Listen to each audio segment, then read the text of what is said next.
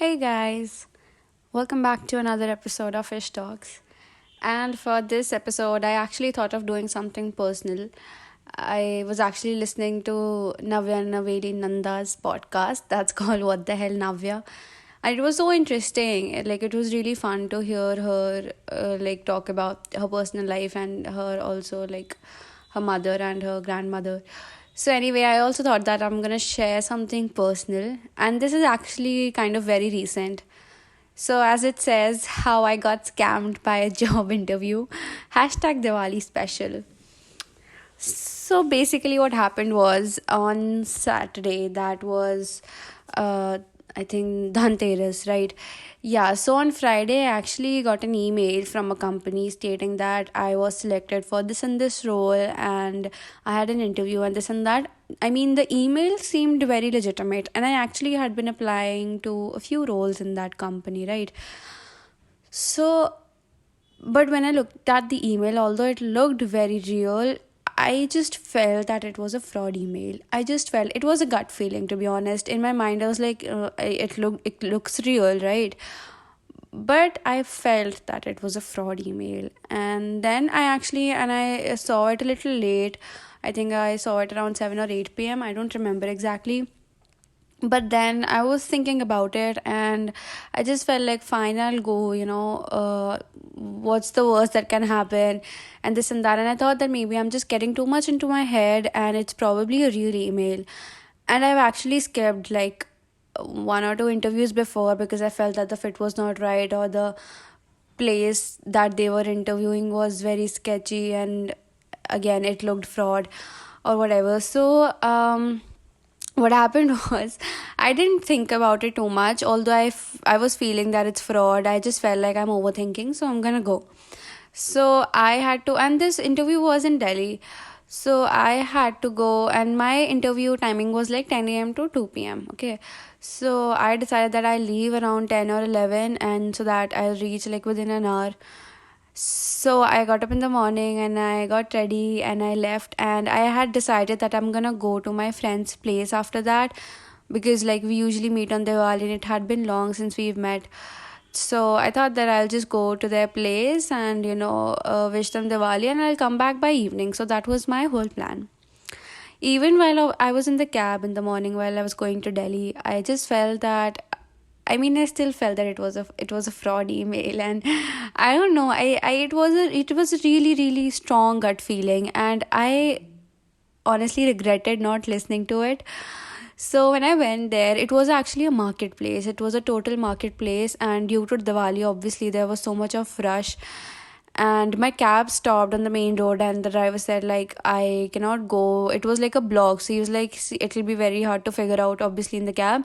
So he said that I'll just drop you here. So I was like, yeah.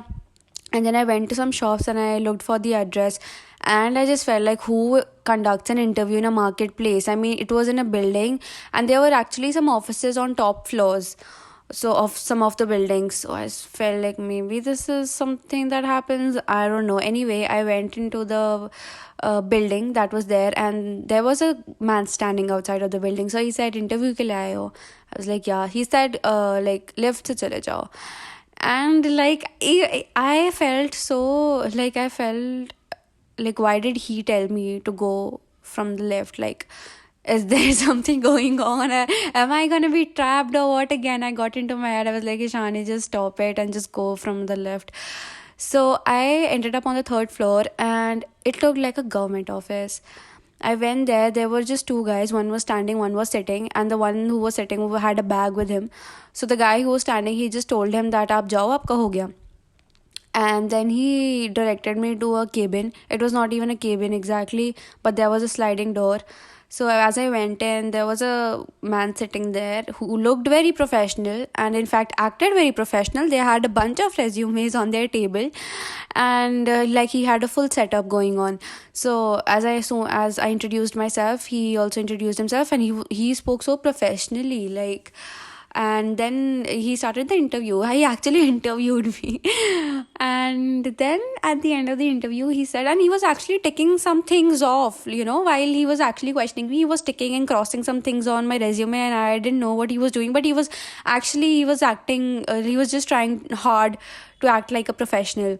I think that's what he was doing. And then when the interview got over, he said like, why are you late? I was like, I'm not late, it's 12:30. Together, no, it's late. I said that no, the interview was from 10 a.m. to 2 p.m., right? So how am I late? And obviously I come from Gurgaon, so took me an hour almost, and it's also Diwali time.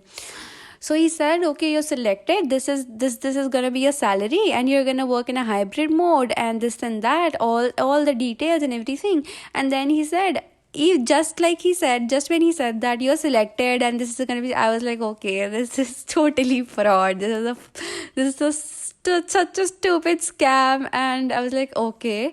And he was like, yeah. And then he said, okay, now you pay 6,200 for the training. I was like, yeah. You bet, in your dreams. But my priority at that time was actually to get out of there, so I didn't say anything to him. Because obviously there was just two guys on the floor at that point, and my priority was to run out of that place. Although my location is always shared with my partner, obviously I couldn't risk anything, so I just said that, okay, like, do I have to pay it now, like, the money for the training? He was like, yes, you're already late, the timing's up, the deadline's up, this and that. I was like, no, it's still 2, right? It was around 1 at that time. So he said, no, you're late. Like, he was actually trying to pressurize me so much. That's the trick of the frauds. They would actually pressurize you so much that they won't let you think. So I was like, I don't have that money, I don't have it in cash, I don't. He said, then obviously, like, transfer it through your bank account or UPI, whatever. I was like, I don't even have it in my bank account, I will have to ask my father to do it. Then again he said, no, you're late, what do you want else? Like, there's something else that you want, a higher salary, or like, why are you saying no? Why would you say no to this? You came for the interview because you wanted the job, right? And this and that. I was like, I actually am in the process of interview with some other company as well, so I need some time to decide, and plus I don't have that money, but I promise you that I'll just transfer it within an hour. I just kept saying, I'll just promise, I'll just transfer it within an hour. Yeah, I'll ask my dad to do it, this. He said that, okay, go, you talk to the whoever the guy was who was standing outside, you talk to him. So I went outside, and I didn't, obviously I ran and I took the stairs this time.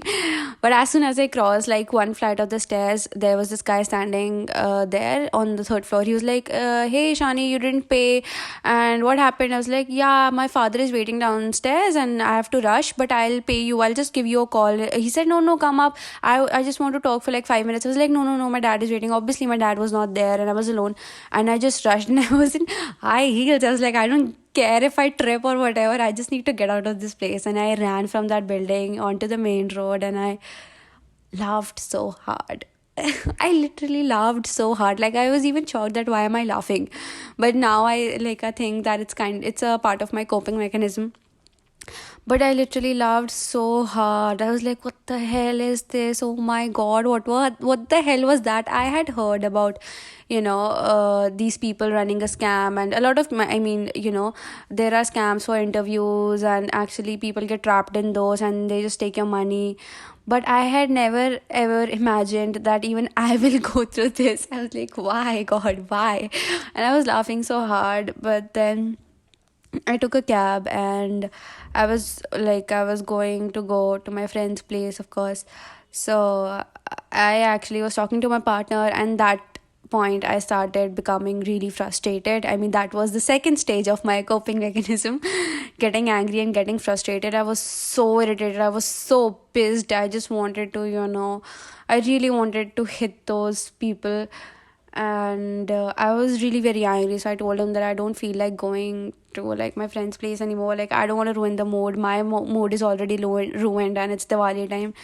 And I was just infuriated. I couldn't even bear the thought that this happened with me, obviously on occasions of Diwali. I was so irritated. But then I calmed down, and I thought that I shouldn't let it ruin my day, and I really wanted to meet my friends. It had been a long time, so I decided to go to their place. It's not, I mean, they actually have a makeup studio in Delhi, so shout out to them. If you're in Delhi, you look for Kanupriya SR studio, that's in Rohini sector 7. Anyway, so I went to their place, and like my two friends that I'm talking about, they're sisters basically. So yeah, so I actually didn't tell them. I just told them that I was here for some work and for meeting them, because I was so mad that I couldn't even talk about it. I just wanted to forget it and move on, move past it. And I knew that if I would discuss it, half of my day will be ruined, and I didn't want to talk about it at all. So I just told them. But then actually, I ended up having such a great day, such an amazing day. Obviously, it's never a bad day when you meet your friends. And then I actually ended up staying the night at their place, and it was so fun, especially, during the Diwali times. I mean, Delhi has a much, much better vibe than Gurgaon, I feel like. Like Gurgaon people are a little low key when it comes to all of this, like all the festivities and everything. So obviously it was a great atmosphere in Delhi. I mean, no, not the atmosphere. I shouldn't talk about the air, but anyway, the vibes were really cool, and it was obviously Diwali's a really good time, and we ended up staying the night. So I ended up staying the night. So like you can imagine, three girls in a room, so much of talks and gossips and everything. And yeah, I actually had a great weekend. I came back the next day around evening, and it was a lovely Diwali weekend. And I actually thought that maybe all of this happened because maybe God really wanted to take me out of my house, because if it weren't for something really, really important, I wouldn't have gone out. Although I did want to meet my friends, I would have just stayed in, and I wouldn't have gone out. I would have stayed in my bed. So I actually saw that as a silver lining, because since I ended up having a great time, I ended up having a great weekend. I actually thought, that maybe this was something just to push me out of my house. And although it's not a very, memorable thing, but again, that I saw as a silver lining. And yeah, I ended up having a great Diwali also. And yes, I just feel like, I also did message the real HR people from that company, and I sent them the screenshots of the email, and I sent them the email. So they were like, they will try their best to do something, but I just wanted to do something, right? I couldn't sit there in one place and wait. I was so pissed. I was like, at that point, I have to do something. I have to, I really have to do something. I have to someone know who can do something. Although my partner did have a little chat with that guy who held the interview, because his number was on the email. Not a very good chat, obviously. But yeah, so I ended up having a great time and great weekend and great Diwali. So yes, I think that is something that I would like you to take something from this will be like, you have to try to find the silver lining. Obviously you cannot find it in that moment because you're so frustrated, you're so angry, but yes, later on either you will realize or you will see.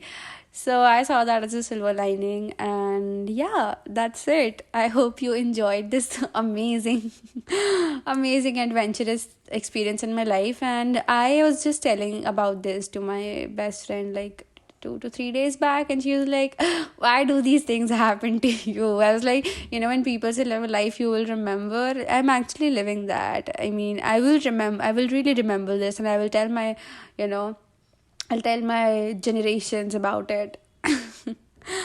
So yes, that was my adventure of the weekend, and I hope you guys enjoyed it. See, it actually ended up being a content as well, right? So of course, and if you would like me to share some stupid things like these that can happen or that do happen to me, I would love to do that as well. And I think I will do that because I want to keep this podcast a little fun as well. So yes, I will see you guys in the next episode. Bye bye.